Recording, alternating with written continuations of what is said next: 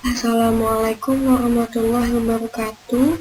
Halo teman-teman, perkenalkan nama saya Aziza Widiananda Febrianti dari kelas 11 MIPA 2. Di sini saya akan mempresentasikan tugas agama Islam.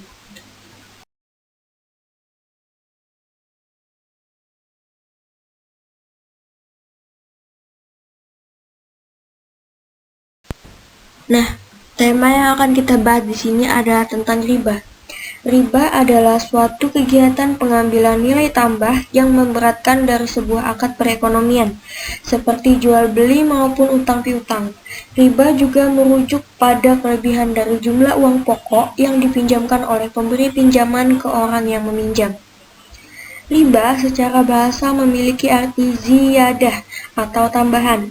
Adapun pengertian riba menurut Syekh Abu Yahya Al-Ansari didefinisikan sebagai berikut, yang artinya riba adalah suatu akad pertukaran barang tertentu yang tidak diketahui padanannya menurut timbangan syara yang terjadi saat akad berlangsung atau akibat adanya penundaan.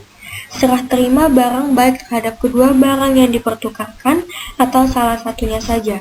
Syekh Abu Yahya Zakaria Al-Ansyari, Fathul Wahab bi Syahri Manhaji Al-Tulab.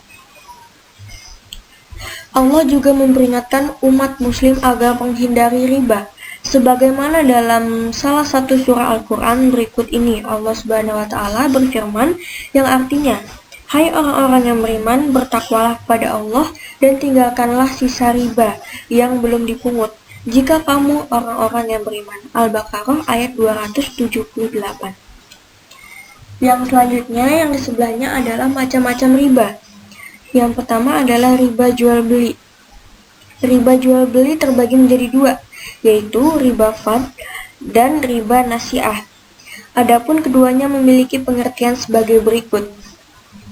Riba fad yaitu pertukaran antara barang-barang sejenis dengan kadar atau tukaran yang berbeda, dan barang yang dipertukarkan termasuk dalam jenis barang ribawi. Dan yang kedua adalah riba nasiah. Riba nasiah merupakan penangguhan penyerahan atau penerima jenis barang ribawi dengan jenis barang ribawi lainnya. Yang kedua adalah riba hutang piutang. Riba hutang piutang terbagi menjadi dua macam, yaitu riba qard dan riba jahiliyah. Riba qard yaitu suatu manfaat atau tingkat kelebihan tertentu yang disyaratkan terhadap yang berhutang. Dan yang terakhir adalah riba jahiliyah. Riba jahiliyah yaitu hutang yang dibayar lebih dari pokoknya karena si peminjam tidak mampu membayar hutangnya pada waktu yang ditetapkan.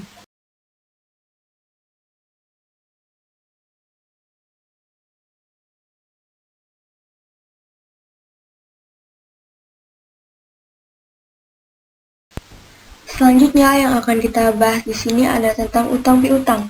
Pengertian dari hutang piutang adalah memberikan sesuatu kepada seseorang dengan perjanjian bahwa dia akan mengembalikan sesuatu yang diterimanya dalam jangka waktu yang disepakati.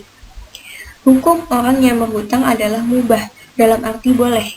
Sedangkan orang yang memberikan hutang hukumnya sunnah, sebab ia termasuk orang yang menolong sesamanya. Hukum orang yang berhutang menjadi sunnah dan hukum orang yang menghutangi menjadi wajib jika peminjam itu benar-benar dalam keadaan terdesak. Misalnya, hutang beras bagi orang yang kelaparan, hutang uang bagi biaya pengobatan dan lain sebagainya. Maka Rasulullah SAW bersabda, "Tidak ada seorang muslim yang memberi pinjaman kepada seorang muslim dua kali, kecuali seolah-olah dia telah bersedekah kepadanya dua kali." Hadis riwayat Ibnu Majah. Hukum memberi hutang bisa menjadi haram. Misalnya memberi hutang untuk hal-hal yang dilarang dalam ajaran Islam seperti membeli minuman keras, menyewa pelacur, dan sebagainya. Dalam hutang piutang dilarang memberikan syarat dalam pengembalian hutang. Contoh, Fatimah menghutangi Ahmad Rp100.000 dalam waktu 3 bulan. Ahmad harus mengembalikan hutangnya menjadi Rp110.000. Tambahan ini termasuk riba atau tidak halal, Tetapi jika tambahan ini tidak disyaratkan waktu akad tetapi sukarela dari peminjam sebagai bentuk terima kasih, maka hal ini tidak termasuk riba, bahkan dianjurkan. Lalu di sebelahnya ada beberapa ketentuan dalam hutang piutang. Yang pertama, hutang piutang harus ditulis dan dipersaksikan.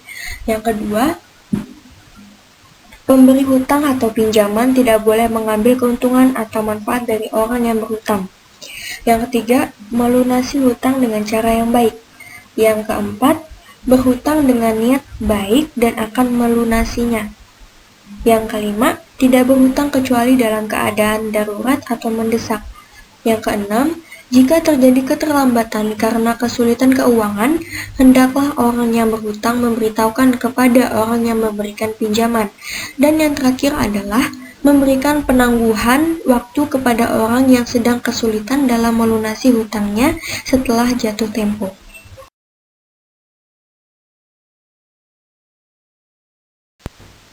Selanjutnya yang akan saya bahas adalah tentang ijarah. Ijarah berasal dari bahasa Arab yang memiliki makna imbalan atau upah sewa atau jasa. Istilah ijarah pada umumnya digunakan dalam perbankan syariah. Secara makna dan konteksnya dalam perbankan, ijarah adalah pemindahan hak guna suatu barang dengan pembayaran biaya sewa tanpa diikuti pemindahan kepemilikan atas barang tersebut. Singkat kata, ijarah berarti menyewa suatu tanpa maksud memilikinya. Contoh transaksi ijarah dalam perbankan syariah, salah satu contoh transaksi ijarah bisa dilihat dalam pinjaman multiguna. Contohnya, seseorang meminjamkan sepeda motornya ke bank untuk mendapatkan pinjaman. Hak guna sepeda motor tersebut berpindah ke bank, namun tidak atas kepemilikannya. Setelah nasabah melunaskan pinjamannya, maka hak guna sepeda motor tersebut kembali ke nasabah. Dan selanjutnya di sini kita juga akan membahas tentang rukun ijarah. Adapun rukun-rukun dalam ijarah adalah sebagai berikut. Yang pertama, ada orang yang menyewakan suatu barang yang disebut mu'ajir dan mustajir. Ada akad antara penyewa dan yang menyewakan. Ada ijab kabul atau sigat. Ada upah, ujrah. Ada manfaat baik antara pihak yang menyewakan dan pihak yang penyewa.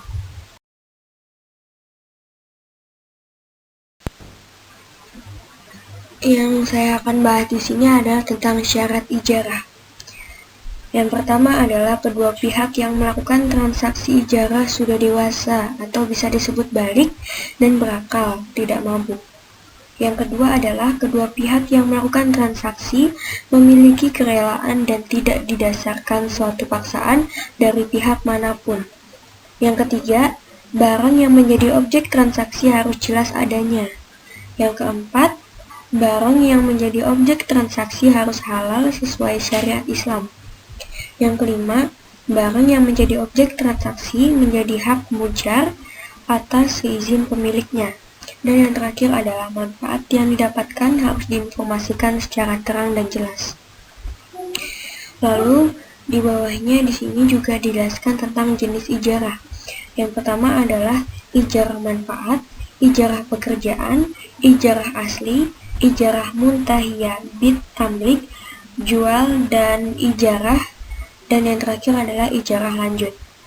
Selanjutnya di sini adalah pembatasan ijarah. Akad ijarah atau sewa menyewa dapat berakhir atau dibatalkan apabila terjadi permasalahan di bawah ini. Yang pertama, objek atau barang yang hendak disewakan mengalami kerusakan. Yang kedua, objek sewa hilang atau musnah. Yang ketiga, masa sewa menyewa yang sebelumnya sudah disepakati oleh kedua belah pihak telah berakhir. Apabila dalam bentuk barang, maka penyewa harus mengembalikan kepada pemiliknya.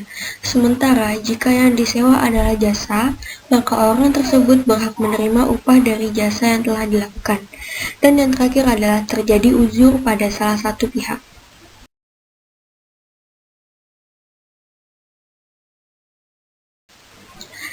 Dan yang terakhir yang saya akan bahas di sini adalah tentang landasan hukum ijarah.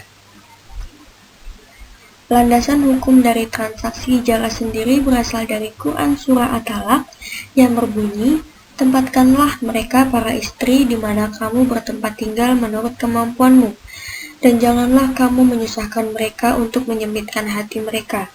Dan jika mereka istri-istri yang sudah ditalak itu sedang hamil, maka berikanlah kepada mereka nafkahnya hingga mereka bersalin. Kemudian jika mereka menyusukan anak-anakmu untukmu, maka berikanlah kepada mereka upahnya. Dan musyawarahkanlah di antara kamu segala sesuatu dengan baik. Dan jika kamu menemui kesulitan, maka perempuan lain boleh menyusukan anak itu untuknya. Terdapat pada Quran Surah Al-Qasas ayat 26 dan 27 yang memiliki arti, salah seorang dari kedua wanita itu berkata, "Ya Bapakku, ambillah ia sebagai orang yang bekerja keras pada kita. Karena sesungguhnya orang yang paling baik yang kamu ambil untuk bekerja pada kita, ialah orang yang kuat lagi dapat dipercaya." Ayat 27, berkatalah dia, Syuaib, "Sesungguhnya aku bermaksud menikahkan kamu dengan salah seorang dari kedua anakku ini, atas dasar bahwa kamu bekerja denganku 8 tahun. Dan jika kamu cukupkan 10 tahun, maka itu adalah suatu kebaikan dari kamu, maka aku tidak hendak memberhati kamu. Dan kamu insya Allah akan mendapatiku termasuk orang-orang yang baik."